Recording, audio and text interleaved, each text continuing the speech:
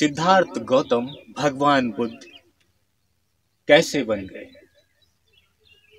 प्यारे मित्रों, भगवान बुद्ध इनको ये सिद्धार्थ गौतम थे, यानी एक मीडियम सी जिंदगी जिसको कहा जाता है, जैसे एक आम आदमी जिंदगी जीता है उसी प्रकार से ये थे।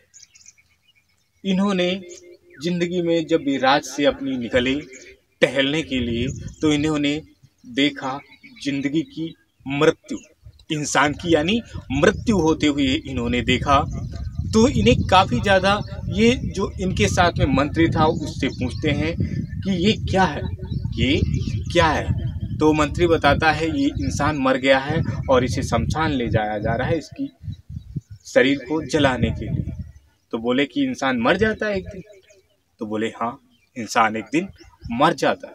उन्होंने पूछा कि सबसे अच्छा क्या होता है, सबसे अच्छा जिंदगी में क्या होता है?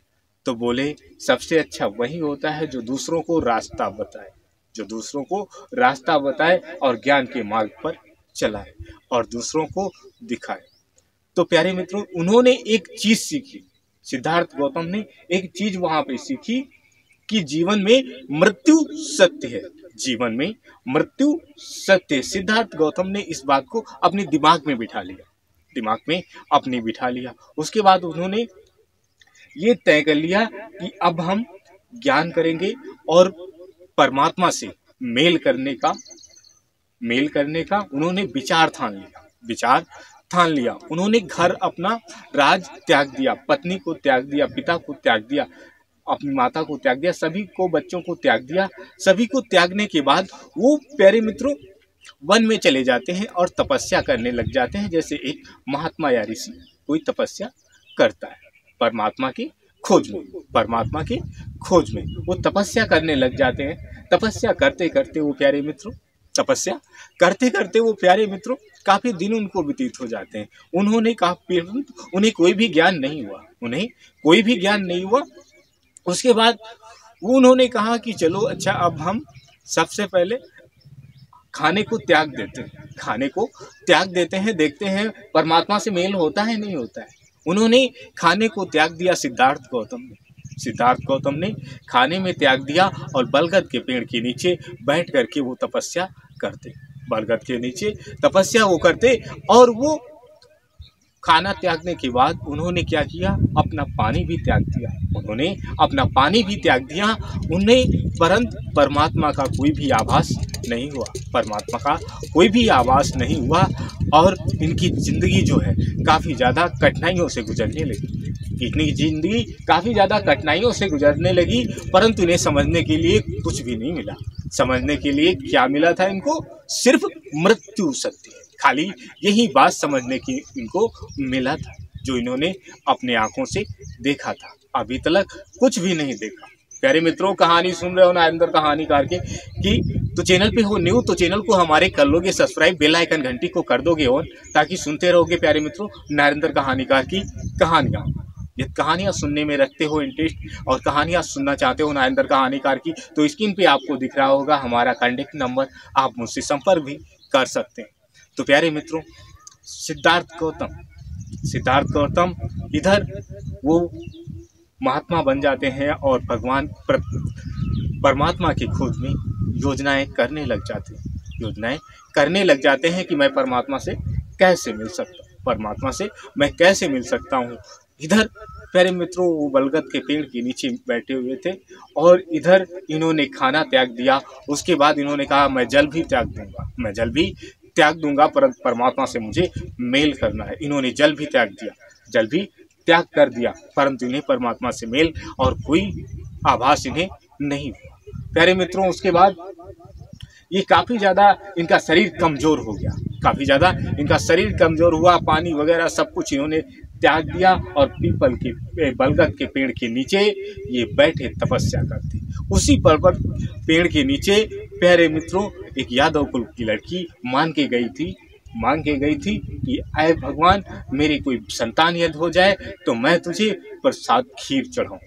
तो वो लड़की खीर लेकर के आती है और भगवान बुद्ध इधर तपस्या कर रहे होते हैं। भगवान बुद्ध इधर परमात्मा के खोज में तपस्या कर रहे होते, जिससे किसी चीज का अभाव नहीं हुआ था। ये प्यारे मित्रों इधर तपस्या कर रहे थे, उधर वो यादव कुल की लड़की आती है और इनके मुख में वो जब देखती है इनको तो कहती है, मुझे तो वास्तव में परमात्मा के दर्शन हो गए, मुझे तो वास्तव में परमात्मा के दर्शन हो गए और मैं अब क्या कहूँ, भगवान ने तो मेरी सुन ली। वो जाती है लड़की और भगवान बुद्ध के मुख तो उनके फैल ही नहीं रहे थे, मुख उनके फैल नहीं रहे थे। वो शरीर क्या हो जाएगा, जो शरीर आज काफी दिनों से खाना नहीं खाया, वो शरीर क्या हो जाएगा, काफी दिनों से खाना नहीं खाया, काफी दिनों से पानी नहीं पिया। महात्मा बुद्ध गौतम जी का शरीर प्यारे मित्रों काफी ज्यादा कमजोर हो चुका था, परंतु वो भगवान की खोज में बैठे हुए थे। जब उस लड़की ने चावल के दाने गौतम बुद्ध के मुख में लगाए, ऊँट पे लगाए, तो भगवान बुद्ध ने मुख खोला और वो दाने चाटने लगे। दाने वो जब चाटने लग गए तो उन्हें खाने की खुशबू आई और वो प्यारे मित्रों दाना खाने लग गए। वो यादव कुल की लड़की उनको चम्मचों से खिलाने लग गई। गौतम बुद्ध भगवान खाने लग गए और उनको वो लड़की जब पानी पिलाई तो गौतम बुद्ध भगवान के शरीर में जान कुछ आई। गौतम बुद्ध भगवान के शरीर में जान कुछ आई तो प्यारे मित्रों गौतम बुद्ध भगवान ने क्या सोचा कि सबसे बड़ी चीज क्या है जिंदगी में इम्पोर्टेंट? खाना। इंसान के शरीर के लिए सबसे इम्पोर्टेंट क्या है? खाना। सबसे इम्पोर्टेंट क्या है शरीर की जिंदगी के लिए प्यारे मित्रों? खाना। गौतम बुद्ध ने कहा कि यदि खाना नहीं मिलेगा तो ये शरीर नहीं चलेगा, यदि खाना नहीं मिलेगा तो प्यारे मित्रों ये शरीर नहीं चलेगा।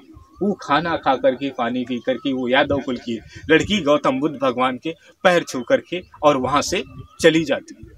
वो चली जाती है। गौतम बुद्ध भगवान वो इतनी बात, दो बातों को सीख चुके थे। क्या सी दो बातें सीख चुके थे? आप कहानी सुन रहे हो ना नरेंद्र कहानीकार की, आप कहानी सुन रहे हो नरेंद्र कहानीकार की, कहानी को जरा ध्यान से सुनते रहना प्यारे मित्रों। कौन सी बात? एक जिंदगी की मृत्यु की बात, एक जिंदगी के मृत्यु की बात जो उन्होंने अपने राज्य में रहते हुए, राजा के रूप में रहते हुए देखा था कि इंसान की जिंदगी की मृत्यु सत्य है।